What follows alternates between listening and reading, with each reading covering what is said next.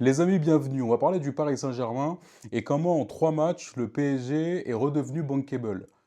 Comment, après avoir perdu contre Monaco, où beaucoup étaient descendus du train, le PSG est favori pour la Ligue des Champions et peut gagner également la Ligue 1. L'idée, c'est de se dire que depuis le match de Chelsea, où ils ont gagné 5-2 avec une démonstration offensive qu'on a tous vue, ils ont fait le match retour 3-0 à Stamford Bridge, et ça a été encore une démonstration magistrale des Parisiens. Ils ont enchaîné avec le match de Nice 4-0 avec le premier but de Dro et Beraldo replacé au milieu de terrain, le bon match de Mendes. Et là, le PSG est favori.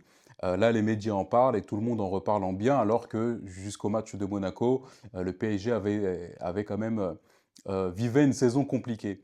Et donc le PSG est une équipe printanière parce que c'est au printemps que le PSG se recommence à jouer un peu comme l'année dernière et est à la lutte avec Lens dans la course au titre. Et il y a un mois d'avril qui arrive et qui va être très important puisque le PSG devra jouer contre Lens et contre Liverpool. Et il aura la possibilité soit d'aller chercher une deuxième Ligue des Champions, soit d'aller chercher également le titre et d'essayer de faire le coup double au niveau des deux compétitions, mais il peut également tout perdre. Il reste encore ce match aller-retour contre Liverpool où le PSG est vraiment favori, où la démonstration qu'ils ont fait à Chelsea nous donne des bons indicateurs et aussi pour Nice. Mais si le PSG ne passe pas contre Monaco, contre Liverpool, il peut justement ne pas gagner cette Ligue des Champions, et s'il perd le match dans la foulée contre Lens, il peut ne pas perdre le titre de Ligue 1. Donc le mois d'avril s'annonce super important avec la trêve internationale qu'il y a. Est-ce qu'on va récupérer les blessés, enfin les joueurs blessés, ou on aura les joueurs en pleine forme? On a vu que Luis Enrique pouvait faire quelques initiatives, notamment Mendes, comme on a dit, Beraldo, on a qui avait en forme Doué, on a le petit Draw qu'on peut essayer aussi également sur cette fin de saison, mais le mois d'avril sera vraiment capital pour le Paris Saint-Germain qui joue Ligue des Champions, Ligue 1. On a Lens de l'autre côté qui lui aussi a encore 6 ou 7 matchs avant la fin de la Ligue 1, qui joue le championnat de France et qui joue également la Coupe de France de son côté. Donc Lens aura deux compétitions comme le PSG. Alors, aura la Coupe de France quand le PSG aura la Ligue des Champions, mais il y aura une fin de saison assez palpitante, en tout cas, dans le championnat de France. Et ça fait le parallèle aussi avec le football que pratique le PSG et le football que pratique le Real de Madrid. Et je retrouve dans le Real de Madrid ce qui fait la force du PSG actuellement, c'est une équipe bien équilibrée.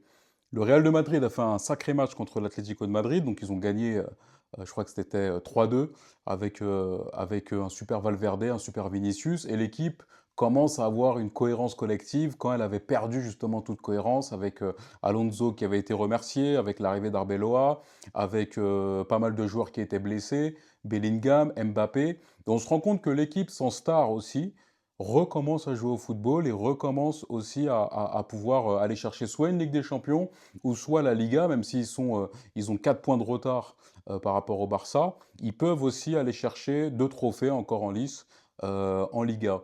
Et donc, que ce soit le PSG ou le Real, j'ai l'impression que le football, lorsqu'il est collectif, est très équilibré comme le football du PSG, où chaque joueur sait ce qu'il a à faire et travaille pour le collectif au mental. Et on l'a vu sur les derniers matchs que c'est Vitinha qui gère le jeu du Paris Saint-Germain et qui distribue les bons ballons, et que ce soit Vara, Dembélé, qui peut redescendre de temps en temps, mais chaque joueur est à sa place et chaque joueur sait ce qu'il a à faire sur le terrain. Et chaque joueur, que ce soit les titulaires ou les remplaçants, comme on a vu justement contre Nice, eh ben, sont concernés par l'objectif clair du Paris Saint-Germain. Et c'est ce qui fait la force. On a couru pendant très longtemps après un collectif, on a recruté des stars pour avoir un collectif. Ensuite, on a couru après la tactique pour avoir cette tactique de possession.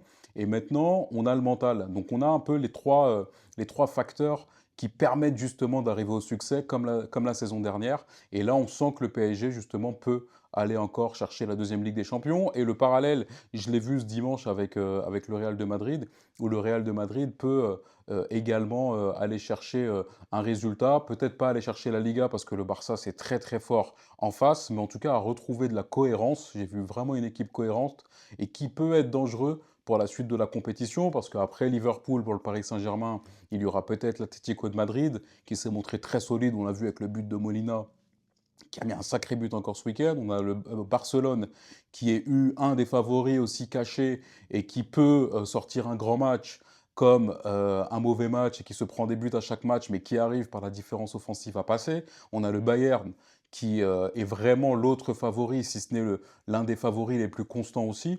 Donc la deuxième partie de saison s'annonce très intéressante, beaucoup de suspense, avec le PSG qui revient bien sur ce mois de mars, qui peut aller chercher encore 2 trophées, mais des trophées qui sont loin, loin d'être acquis. Et ça va être très intéressant à suivre au retour justement de cette trêve internationale. Donc dites-moi ce que vous en pensez. Est-ce que le PSG peut justement aller chercher ces 2 trophées? Je pense que oui, on est bien d'accord. Mais que pensez-vous de Liverpool par exemple? Que pensez-vous du Bayern? Dites-moi en commentaire également ce que vous pensez du Real aussi, de la bonne forme du Real. Est-ce qu'ils peuvent rattraper Barcelone? Donc je suis impatient de lire vos avis sur le sujet. Donc voilà ce que je voulais partager avec vous et on se dit à très vite pour une nouvelle vidéo.